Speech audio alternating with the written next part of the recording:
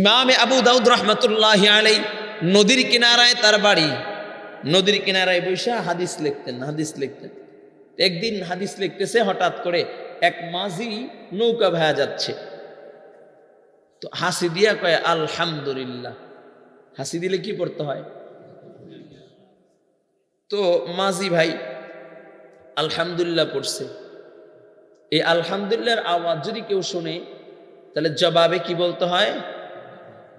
ইয়ারহামুকাল্লাহ।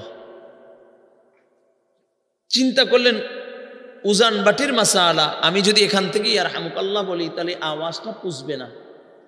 কি করা যায়?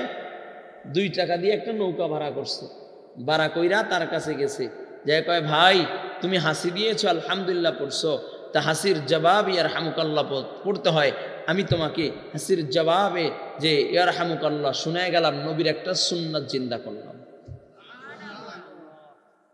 আবার ফিরে আসে, রাত্রে ঘুমায়, স্বপ্নের যুগে দেখে মদিনার নবী মুহাম্মদুর রাসূলুল্লাহ সাল্লাল্লাহু আলাইহি ওয়াসাল্লাম ডাক দিয়া কয়, ইমামে আবু দাউদ, আমার সুন্নাতকে জিন্দা করার জন্য 2 টাকা খরচ করছো, নৌকা ভাড়া করে কষ্ট কইরা তার কাছে যা আমার সুন্নাতকে জিন্দা করলা।